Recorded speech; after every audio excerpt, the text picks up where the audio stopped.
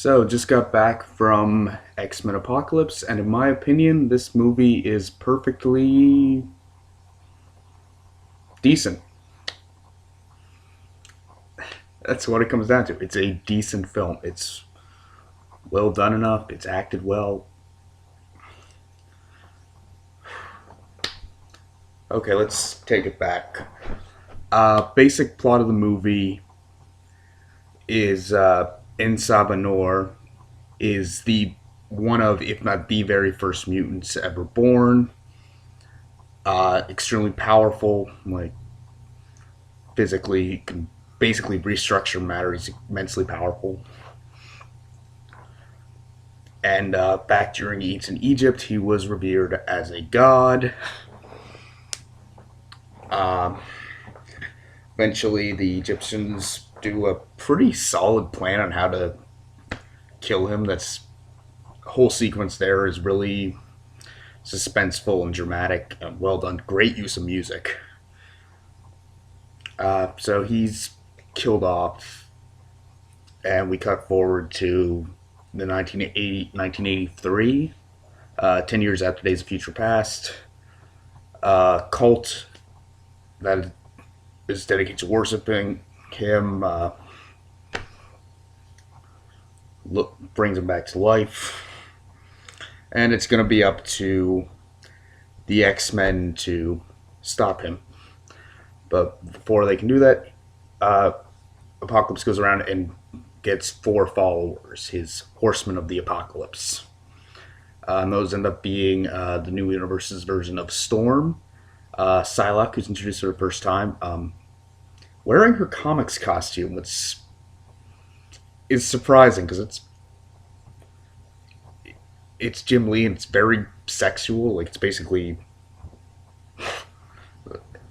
it's kind of skimpy. It looks awesome, but normally they like normally they don't go for the really revealing costumes with lesser known superhero ones. I find so. It's just choice. Looks pretty good on camera though. Uh, the new universe's version of Angel, who's done really well. Can't don't know the actor's name, and Magneto. Uh, so they go to stop him. Eventually, do. I'm not going to go into the plot too heavily because it is worth seeing, and the plot does unfold pretty well. Um, so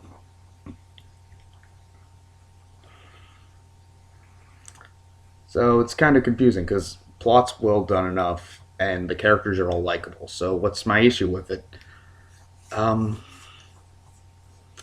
Sadly, it comes down to the villains. That's where my big problem with this is. Apocalypse, he does intimidating things. He does cool stuff, but the performance never feels intimidating. The character never feels intimidating. Partly it's stature. They use Oscar Isaac's real height. In the comics, he's usually like 8 feet tall, and cartoons and stuff usually make him even taller than that, and he just towers over people. And for most of the movie, Oscar, the actor, is just doing this half whispering, slow, serious voice, and it's boring as all hell. Like I just and okay after occasionally they do this kind of reverb thing with his voice that sounds really cool. I wish they'd done that for the whole thing because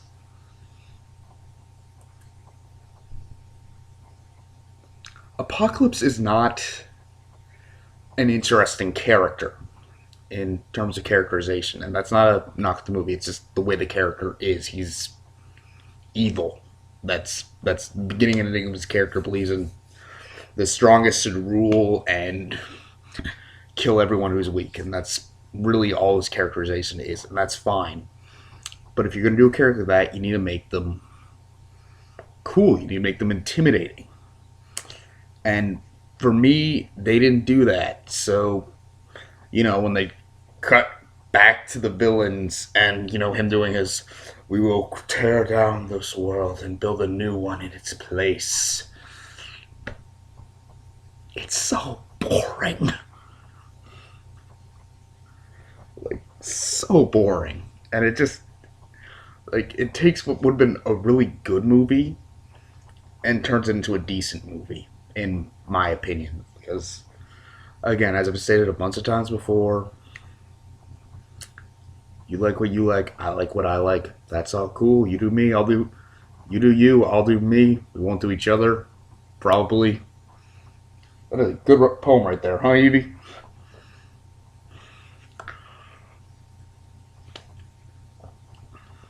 So yeah, the main villain in this is so boring, and it so hurts the movie. I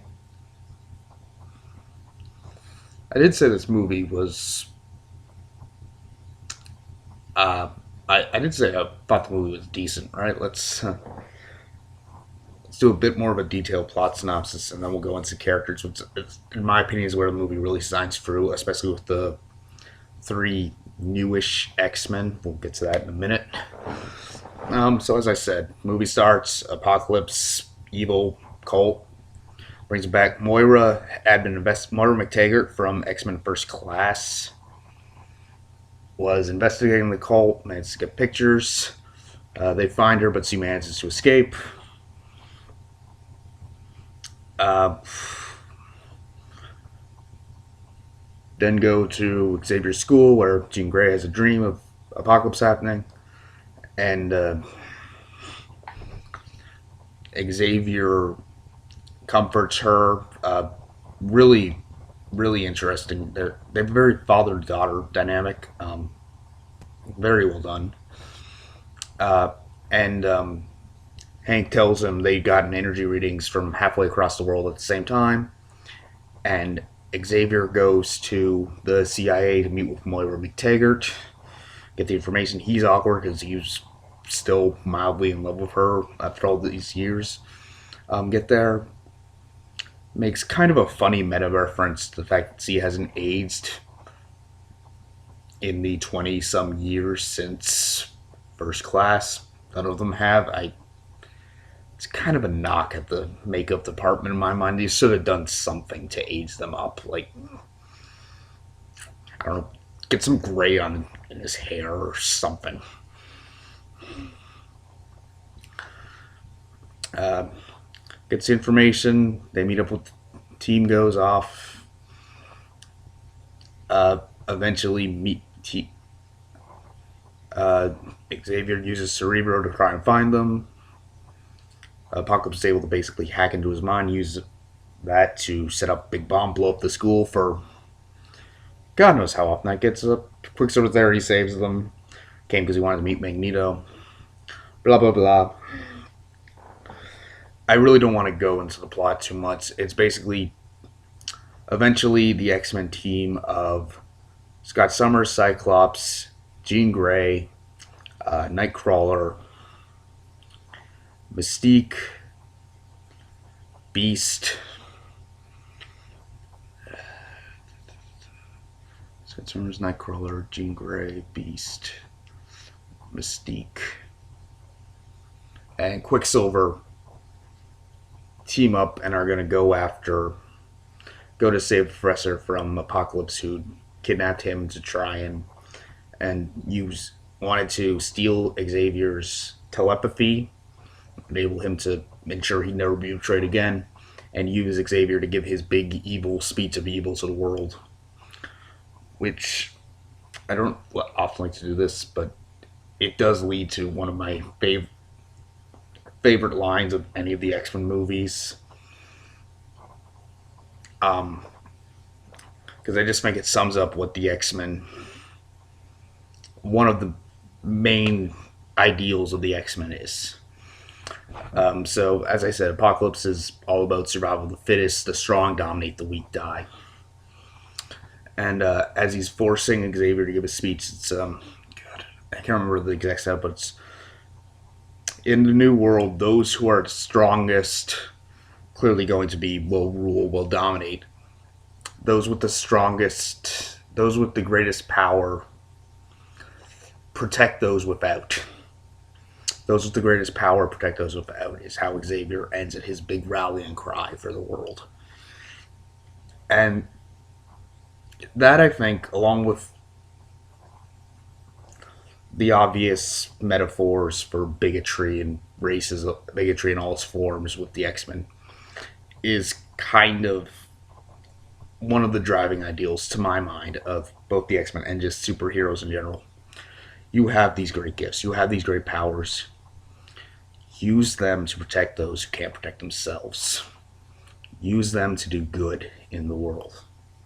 And that's what I love about superheroes. So that line really worked for me. So eventually, fight, they managed to beat Apocalypse in a pretty clever way. I actually quite liked it in a number of ways. Spoilers, basically, earlier in the film, Apocalypse had made a connection with Charles to allow hit force hit back when he did the thing with Cerebro. And Charles realizes the gate goes both ways and forces Apocalypse into his mind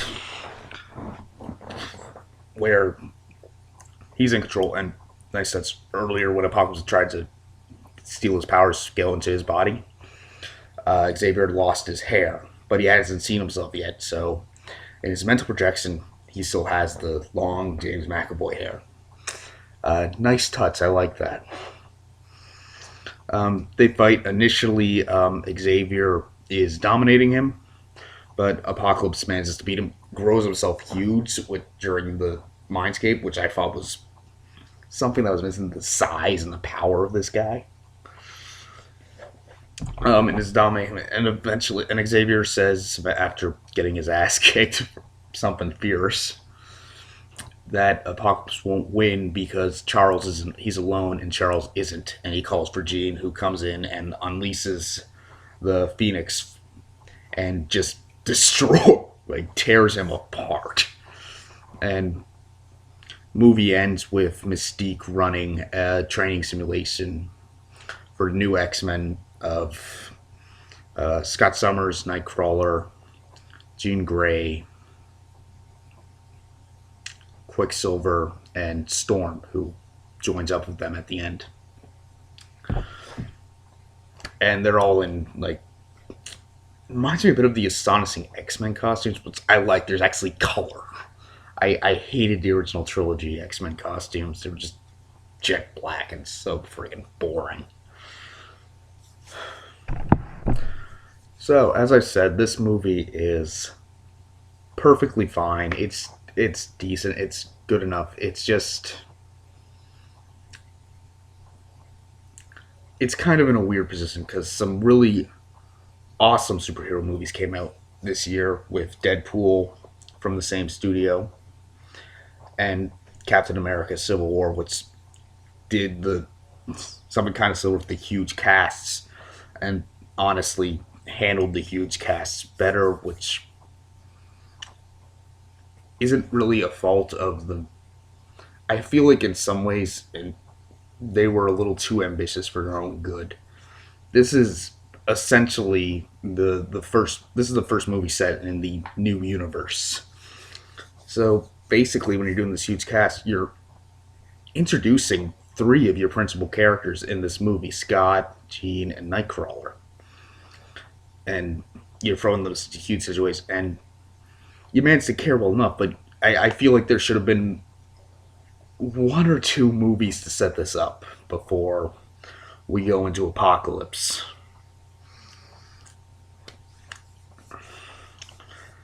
But for what it is, it does it fine. But it's, a good movie.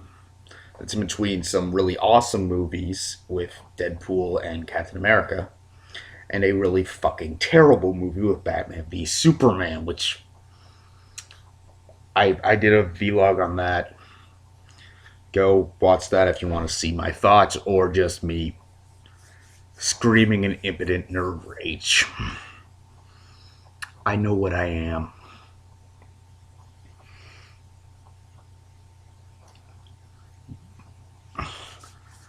But so this movie, the main thing working against it is the villains. But in my opinion, there's a lot to like about it. For one, this is the first X-Men movie to really feel like a team movie. Everyone feels equal. Everyone feels important. Closest before this, I'd say, was probably First Class, but even that was very close, very clearly focused on Xavier and Magneto. They're getting together and eventually on an eventual horrible breakup. Yes, I'm using that. Yes, I'm using that terminology purposefully. Dear God, guys, just admit you're in love with each other. We all can see it.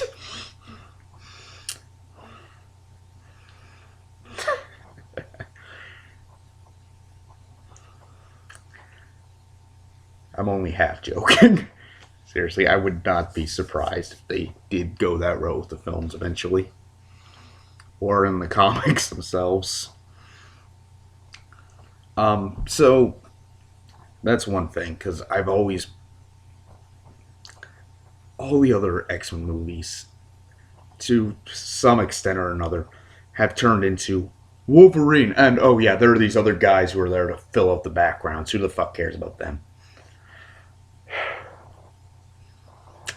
I'm gonna I'm gonna be careful with my words here because I know a lot of people like Hugh Jackman and Wolverine. I like Wolverine. I do like Wolverine. There are other X Men characters. There are other characters in the X Men I like much more than Wolverine. For example, one of my favorite characters in X Men is Cyclops. You can see why I would have issues with the original trilogy.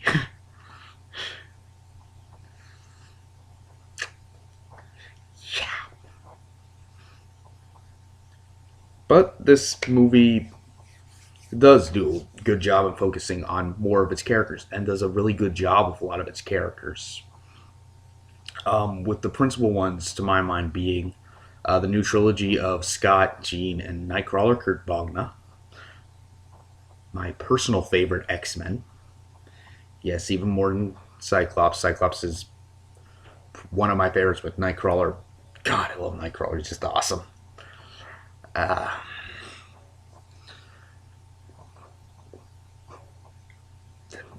with with Mystique, Xavier, and Magneto having kind of a back seat in terms of their storyline of character arcs, and that's where I think this movie really shines in the characters. These are really likable, really enjoyable, and in some cases, different takes on the characters and hints that they're going to do stuff better than they did in the original trilogy. So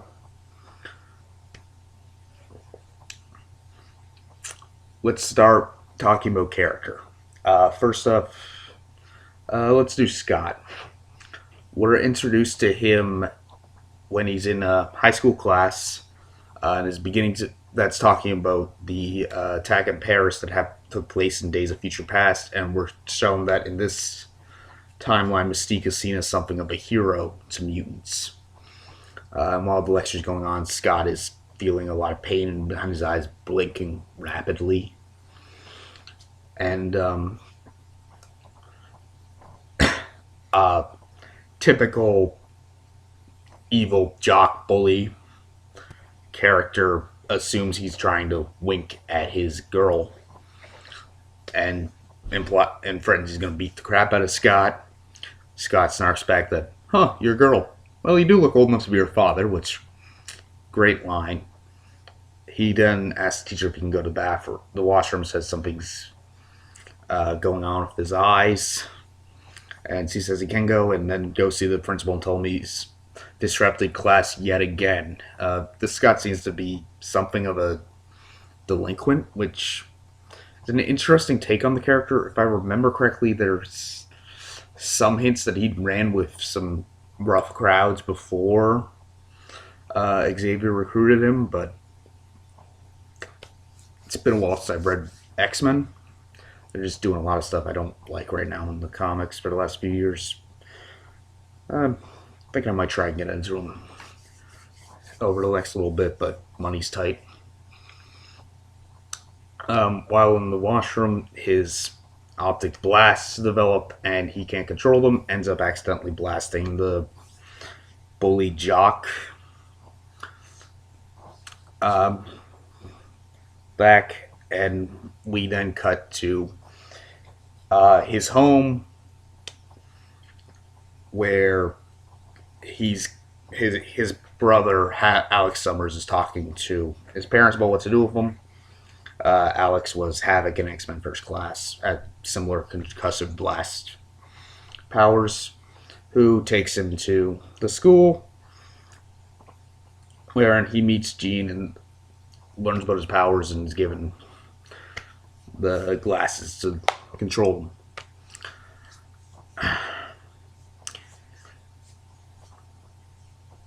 Scott's arc in the film is built primarily around learning to accept his power and accept what he is, and come to terms with his brother's death, who dies in Apocalypse's attack on the mansion.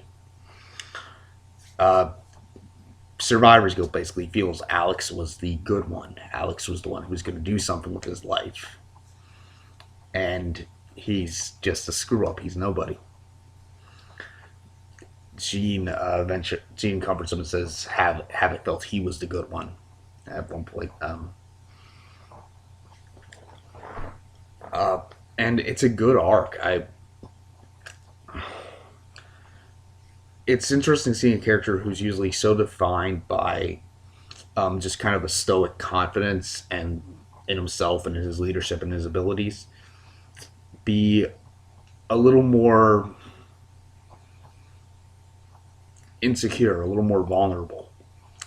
But we do see his leadership qualities. He very quickly kind of becomes a central figure of a group within the mansion, three of whom will ultimately become the new X-Men with him. Jean, two of whom will ultimately become new X-Men with him, Jean and Kurt, who really kind of form his basis of his friendship in this. But he convinced them to sneak out of the school, actually, and go see Return of the Jedi, because Kurt wants to experience American culture. Leading to one of my favorite little jokes in the movies. I love meta humor. They go talking, and Scott and Jubilee, who doesn't really do anything in the movie, are debating which of the Star Wars movies are best. Scott arguing for New Hope because it lets everything be built on. And Jubilee arguing for X-Men, Star Wars Empire Strikes Back, because it can go darker and do more character stuff. Generally meant to mirror the arguments between the first and second X-Men movies that Bryan Singer did. And then Jean Grey chimes in, well, can't we all just agree the third one's always the worst?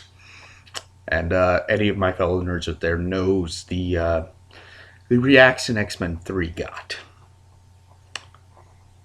Yeah. Not good.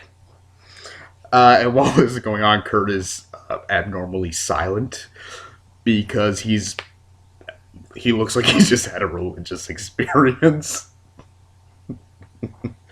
I freaking love Kurt. So Ty Sheridan, his actor, does a very good job with him. And not much to say. His arc is built around him learning to control his power, not control his powers, accept his powers. Accept who he is and what he can do. His survivor's guilt over his brother, which is kind of handled throughout the movie, and kudos on having it. And his developing into a leader, which hopefully will be followed up upon in the eventual sequel. Next character we'll talk about is Jean Grey, played by Sophie Turner. I love Sophie's performance. Again, kind of a quiet vulnerability to character. And her arc is built around her accepting her powers, similar to Scott, and that's kind of they do build a connection out of that, mainly on friendship at this point, which I like because the romance wasn't handled, their relationship wasn't handled well in X Men, the original trilogy. On and their connections built upon feeling like outsiders and feeling scared of their power, and it works. He's Scott's emotional support when he finds out his brother died is very useful in many events, and ultimately is the one who destroys Apocalypse by summoning the Phoenix power, which I like because apparently they're going to do the Phoenix saga again, and that wasn't handled well in X Men's 2 and 3. And if you remember, at the end of during Days of Future Past, the McAvoy Xavier sees Wolverine's memories and probably how he handled what went on with Jean Grey. And he's doing the exact opposite. He's not trying to suppress her powers. He's not trying to teach her to fear her powers. He's trying to teach her to accept them and learn to control them and embrace them. And their relationship is much closer as a result. It's very father son, and both actors do a fantastic job of that. So again, her arc's done fantastic. Pretty much all the three kind of principal young X-Men have their roles tied to some extent of gaining confidence in their powers and themselves. Kurt slightly less so, and but you know, again, and she's just wonderfully done in my opinion. I love Jean Grey in general, and I really like Sophie Turner. So happy to see that worked out well.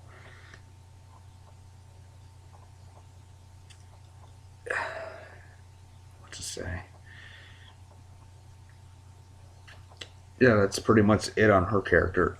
Next up, let's talk Nightcrawler, Kurt Wagner. I hate doing this complaint, but they handled Nightcrawler here much better than they did in X Men 2. In X2, in my opinion, they emphasized the Catholicism, the religion, way too much. It's always been a part of his character, but it's never been, the defining aspect. It's done much better. More emphasis is put on kind of his friendly nature, his excitement, his curiosity, just his charm in a lot of ways. He's just a charming character and completely. And it shows from the start. He's introduced being captured by basically like a mutant fight club who kidnap mutants and force them to fight it's electrified so they can't escape, and he's forced to fight Angel and ends up injuring him so he can't fly. During the fight, he's accidentally jams Angel's wing into the electrified fence. After which Mystique cuts the power and helps Kurt escape with Angel getting out on his own and eventually being recruited by Apocalypse. And again, Kurt's, kind of just defined by a curiosity in the first few scenes. He's clearly in hero worship of Mystique, who, as mentioned before, has become something of a hero to mutants. And this scene does a good thing of showing that while things are more or less okay in America between humans and mutants, there's still some tensions, but there's nothing really boiling over.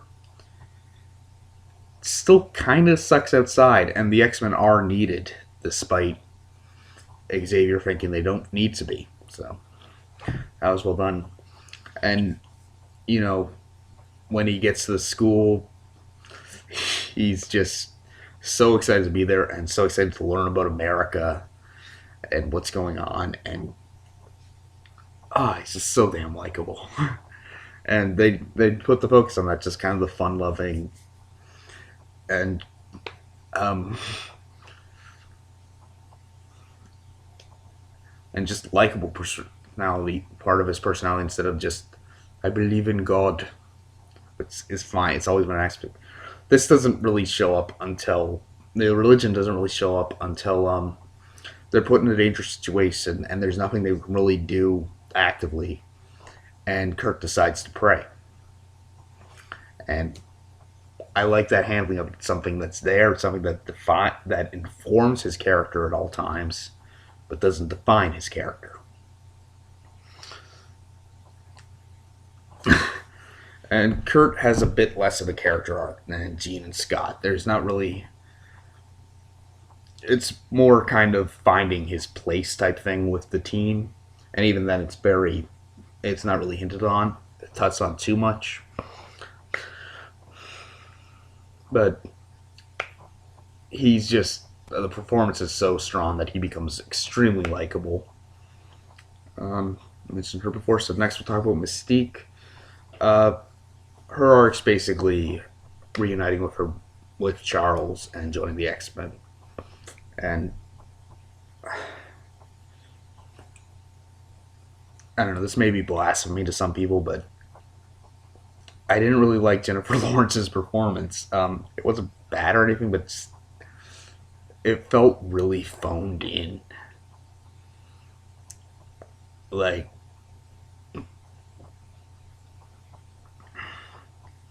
everything's just kind of delivered in the same tone, and it's just, I don't know, just she didn't really feel like she was that into it, and it makes her a little boring to sit through, but the arc itself is pretty good. Xavier's story is basically realizing the need for the X-Men to exist. And it's done partly by him just seeing, the ultimate evil in Apocalypse. And it's done really well. And I really like James McAvoy's performance in this. Because he owns it. Magneto's arc is interesting. His part of the story starts off with him having settled in Poland. He'd met a woman, fell in love, and they'd had a daughter. They were married, and he'd just been living a quiet life, not bothering anybody. And it's kind of nice seeing the character find that peace. And but an accident happens at a factory he works at, and he uses his powers to save somebody. People realize who he is. The police come, and during the confrontation, his daughter and wife are accidentally killed.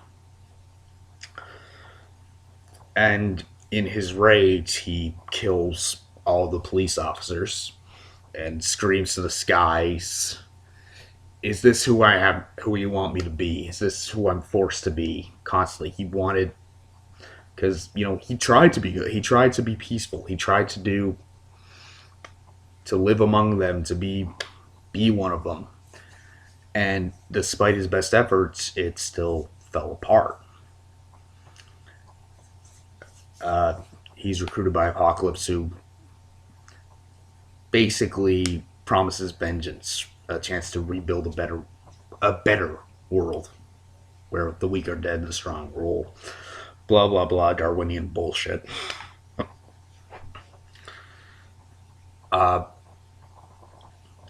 Ultimately, he turns, and his arc is struggling with the two sides of his nature. The good, decent person he is at heart with the harsh things he feels he has to do to make good happen. And ultimately, he turns against Magneto Apocalypse because he can't stomach the idea of destroying the world and killing, some of the only people who cared about him, like Xavier, Mystique. And it's implied in this universe they kept that Quicksilver is his father, is his son, but they never outright tell him that. There's some implication he's figured it out, but nothing confirmed. I kind of prefer the idea that he doesn't quite know yet.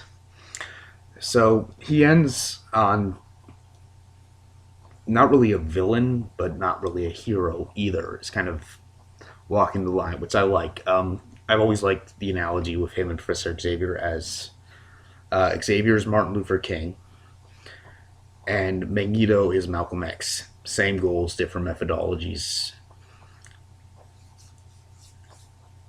and that seems to be where they are in this. And at a much less antagonistic point. Whether that'll continue throughout the movies is something we'll see. I'd hope so, because I always like the idea of these two. Of the tragedy being that they are friends, that they do like and care and respect each other. Listen to the internet, possibly more. I'm honestly good either way of those two. On that front, I can see arguments for both sides.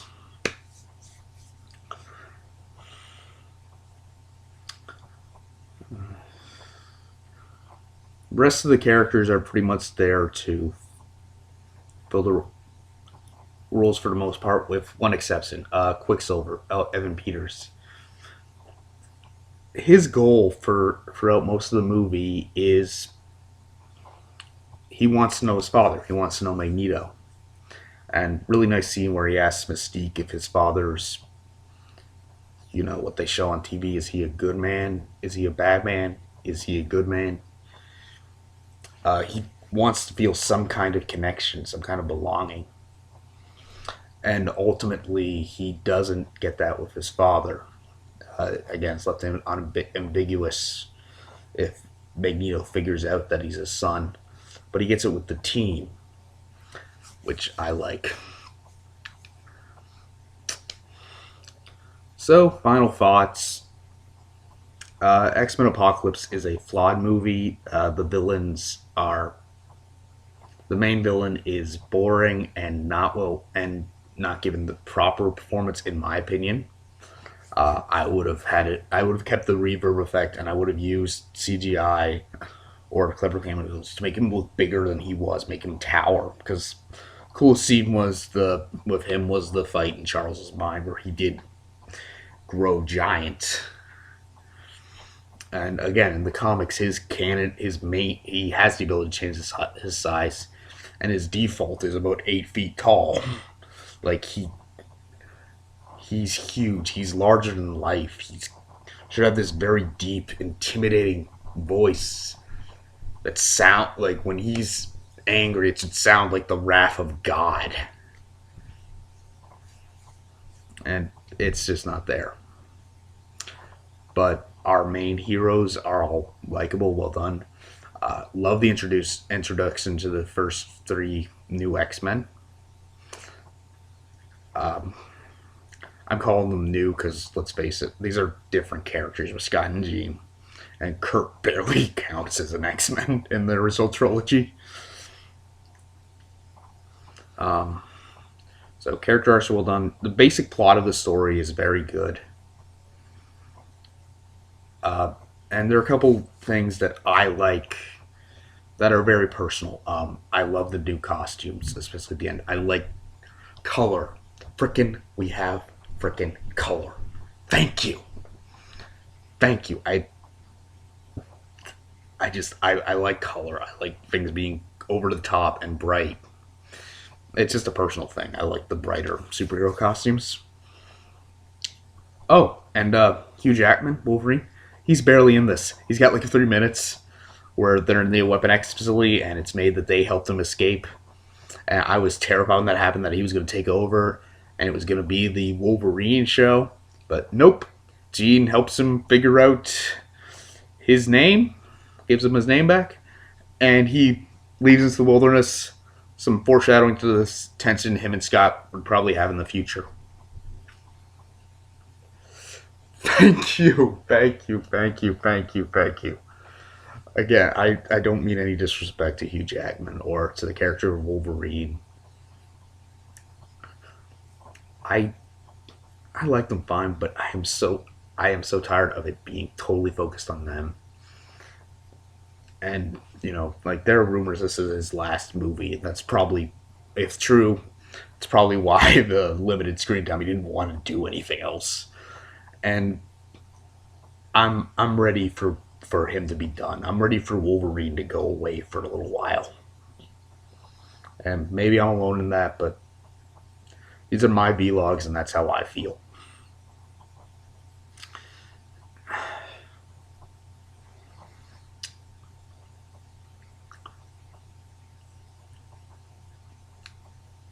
One last thing I want to say, because I've been accused of just having a deep aversion to dark stories. And I don't like anything dark. It has to be happy and sunshine and flowers all the time. That's not it. I like dark stories. I loved Civil War. I love Winter Soldier. Uh, One of my favorite Superman stories is the one in which he dies. And Superman is my favorite superhero. I can't find a decent poster. I like dark stories. You can take characters to dark places. You can do dark setups. What I what I'm not fond of, especially with superheroes, is cynicism. I don't like stories where they're implying that nobility doesn't exist, that anyone who tries to help people is lying, or is just a thrill seeker, or insane, or if you do good, people will automatically assume the worst of you because humanity sucks. I don't like that cynicism. That kind of cynicism is the most immature bullshit you can come up with. And this is a dark story. This has, arguably the greatest threat the X-Men have ever faced. This walking god. They're terrified, they're scared, they're completely in over their heads, but never get cynical. I mean, like, they're ultimately destroyed by thanks to Xavier's faith in Jean, allowing her to embrace her true power. And I like that. I like that idealism. I like that undercurrent of family. So, in closing, Xmen Apocalypse is a flawed movie, but it's enjoyable overall, and it's worth checking out. So, those are my thoughts. Hope they were worth your time. Take care. And of course, good night, everybody.